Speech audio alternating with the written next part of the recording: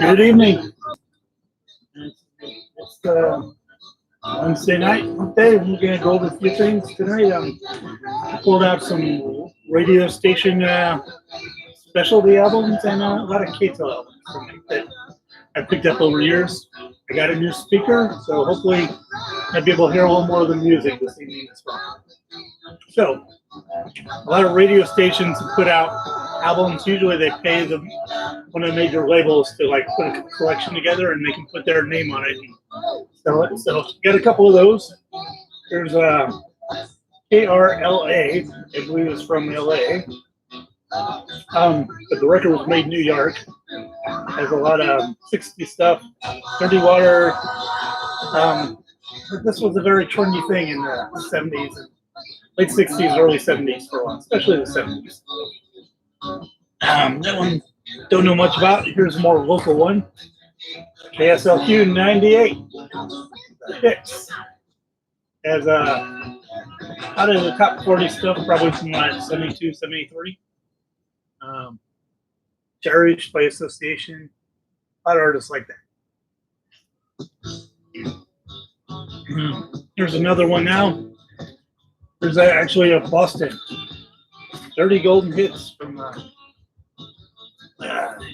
Boston. What label is this? I don't know. That was a deluxe 2-record set. And also about this time was a whole lot of the re-recording in the stereo. What they would do is actually take mono recordings and then put 2 recordings of them side by side, just milliseconds apart. That would give the simulated stereo. That's apparently how this record was put together. There's the DJs from this station. There's anyone from Boston watching. I'm not sure about what year this was. This one I actually bought with my friend Mark Bergner a long time ago. I think I was still in high school.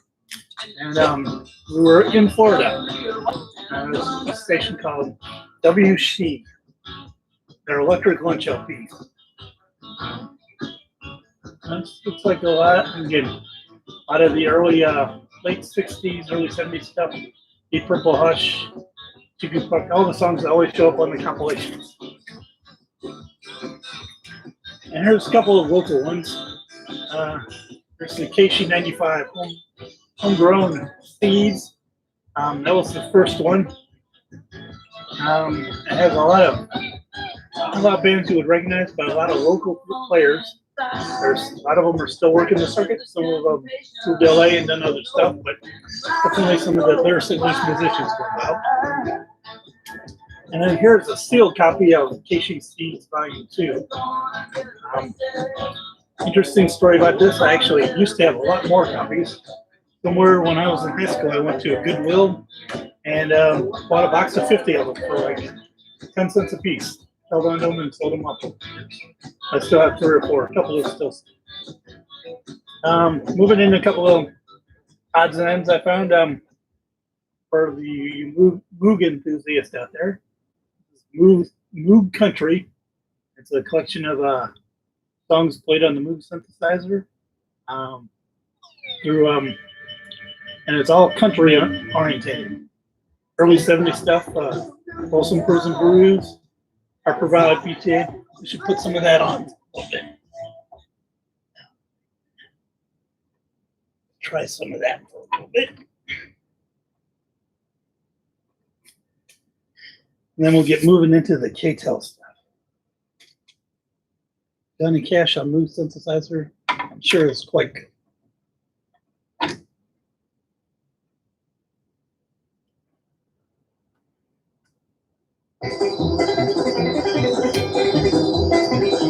Alrighty. And then this I just brought as a curiosity, Goodwill recently actually. And it is obviously top 40 hits, similar to a k-tel, or it's from Germany. All the artists are listed in German. No artist I can really pick out like it's an Americanized version, but and it is from Hiller, Frankfurt. So This was bought somewhere in Frankfurt and came to America along the way somewhere. And I bought it at Goodwill. Now we're, this was not a k-tel, but it was As Seen on TV, which was very much in vogue in the 70s. And for the younger people watching, so this is kind of the getting into all the k-tel and Ronco stuff. It's pretty much the now of its day. They would come up with these themes and then put it together. And so a lot of times it'd be older stuff like this. This probably came out in the early 70s, but it's mostly 50s and 60s stuff. And in most cases, they would try and get the original version, but it wasn't always the case to be re-recorded. Let's get into k-tel for real. They always had exciting covers, 20 explosive hits, all by the original artist. And often they would try and sell you some additional things on the back. And there would usually be TV promos to go with it. And then there'd be a lot of themes.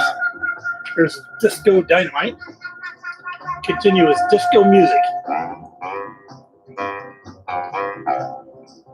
And then there was also a k-tel International as well. So this is hard rock hits from the 70s. So it would be, most of these hits were hits in America, but sometimes they have some kind of obscure stuff. This one's geared a little more to hard rock of the 70s, basically KC classics for the St. Louisans. This one I remember a TV ad running for. The Music Machine. They even hired Robbie the Robot to be the spokesman for it. Did a lot of background stuff. I had definitely be an eclectic mix. It was from David Soul and Marvin Gaye, back over to Alice Cooper. And a little bit earlier in the k-tel stuff, 20 explosive hits. Just like 70s pop radio would be all over the map. And of course, trying to sell you the record selector for finding record collection there. We'll fire through a few more of these here. 20 dynamic hits, not to be confused with explosive hits.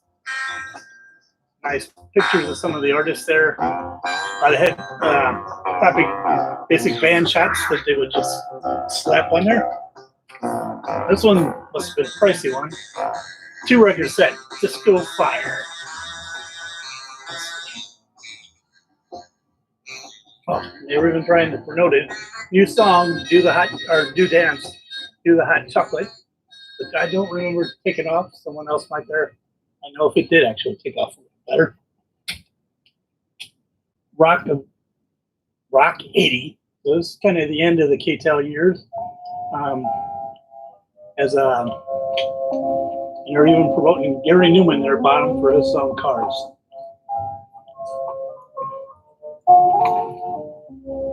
Hit Explosion in this early 80s, kind of the end of the k-tel years.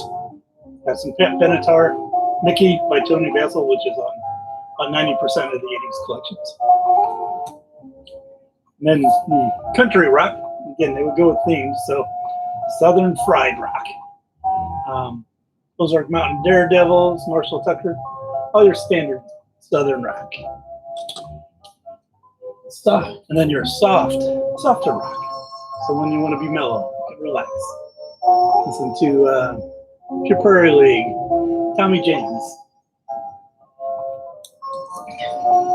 And then these are again on the k-tel International.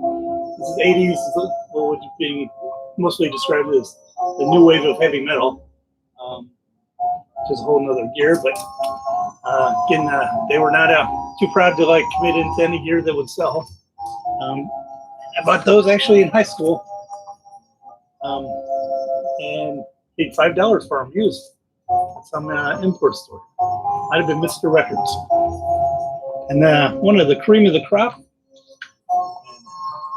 If you're interested, if you haven't seen it in a while, you can Google the Freedom Rock commercial.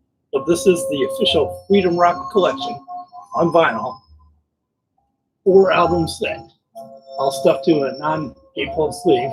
Actually in perfect condition. Found it at Goodwill. All right.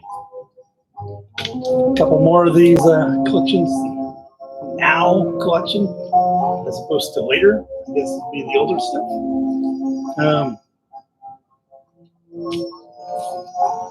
Original winners. And curiously, on this one, again, this is I think we're moving into some of the Ronco. They're selling Yes, they are. Ronco did the same thing. Didn't have as many out, but they would sell their other projects. There's Mr. Microphone back. Another one, Ronco presents Disco.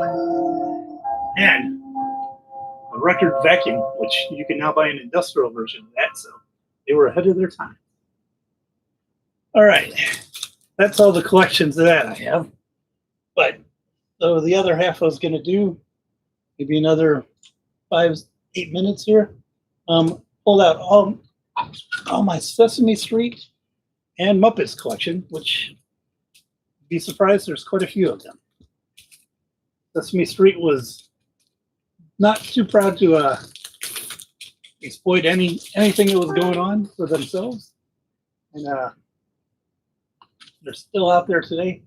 There's Sesame Street Fever, again cashing in on Saturday Night Fever, and a lot. And then they did disco versions of a lot of Sesame Street stuff. Listen to a little bit while we go through the Sesame Street. Even got Robin Gibb to be involved at some point on here. But the dance mix of Sesame Street.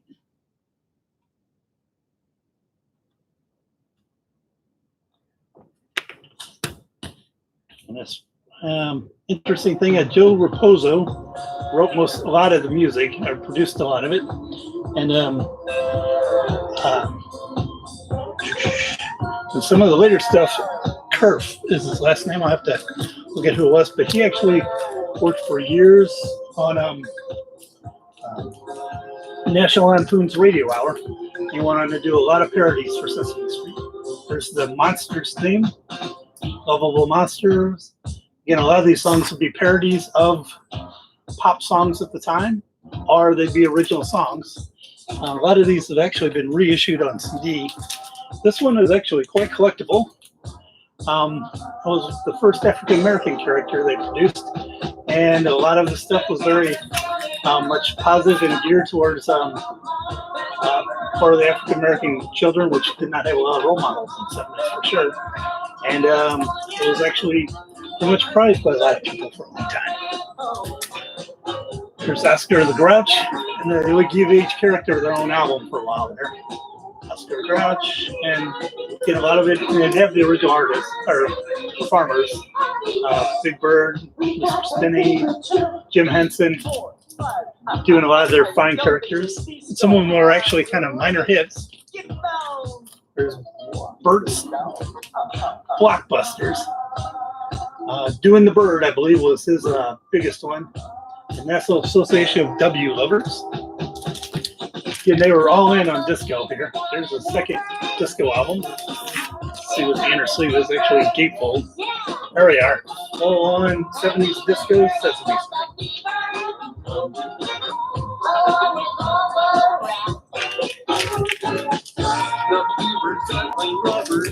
There's Big Bird Sings. Again, some of these were actually collectively interesting thing about buying children's albums when you can find them is a lot of times they are really in bad shape. There's a C is for Cookie, which is a classic. And then the one by Grover, When I Look Up and I Look Down, was actually covered by Punk Band in the 80s and actually got a little airplay. Here's Bob McGrath with Catherine Schmimmer. I do not know her background as much, but Bob McGrath, interestingly, had a full-on career going on in Japan as a crooner before Sesame Street took off, and actually had to make a choice to go back to Japan or stay with Sesame Street. He chose to stay with Sesame Street, but he does have some early albums there. Stars come out on Sesame Street. This is a nice one because it's got a lot of performances that were on there. Actually, later Sesame Street put out a nice box set which has a nice cleaned up version of these, but had a lot of good stars on here. Johnny Cash, Ray Charles, Judy Collins. Definitely a full-on 70s all-in Sesame Street. Here's an 80s one, which did a nice job of takeoff on. Again, this is a rough one I picked up. I don't have a broken copy, but take off on the Bruce Springsteen album cover. Born to Add as opposed to Born to Bad. And then here's a low budget sing along without the original artist, but someone was trying to cash in, and hopefully Sesame Street got a couple dollars. And then here's early on when they really didn't know how to market it yet. It was early. They put out cast albums for the series. And Columbia Records put them out. He's got quite the mutton chops there on the side.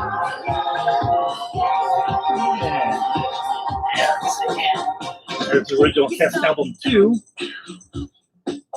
These are probably around 69, 70. And they actually were still kind of, especially on the album, still trying to feature the humans and less of the Muppets, which kind of changed as time went on. This is a Harmony 2. There's a Harmony 1. And this was more of a late 70s, early 80s project. They would put out to raise money for the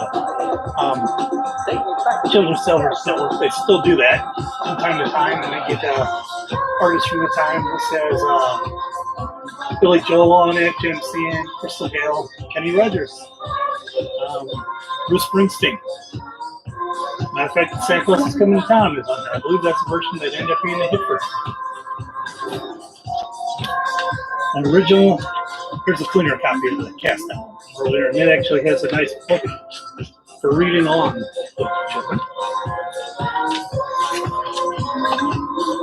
And Bert and Ernie sing along. One of my favorite films. First Sesame Street movie was Follow That Bird. Had a lot of cameos. It was kind of about the same time the first Muppet movie came out. They're really starting to kind of get their thing together. I've got a couple of Muppet albums specifically, and we'll call it an evening here. This is a Great Muppet Caper. Has a nice soundtrack. And I'm not sure who wrote this one. There's several writers on this one. Joe Raposa did the music on this one. The original Muppet movie was not Joe Raposa. This was a made-for-TV special. I believe ABC might have aired it. He had a lot of titles. I remember watching this as a fairly young child. Kermit was kind of the narrator, and they did the full story of the Frog Prince. I think they did a couple of those. There's a Miss Piggy soundtrack, or her exercise album, which was cashing in on the Jane Fonda set at the time. And I actually have several copies of this. This is a little bit collectible. It's the Muppet movie soundtrack, which has some classics. And it's still a little bit collectible. I'm not sure if it's been reissued recently or not. But, it's got Rainbow Connection, which was written by Paul Williams. And he's been connected with the Muppets quite a bit. And then the original show actually had 2 soundtrack albums, which has a lot of great tracks and are a lot of fun. I actually still pull out my Muppet albums and CDs. So someday we'll get to the CD. All right, wasn't as quirky as last night, but we'll work on that. Let me know what you think. Let me know if there's other things you'd be interested in seeing. I'll be happy to pull out whatever I have. And you have a good evening. Everyone stay safe. Thanks.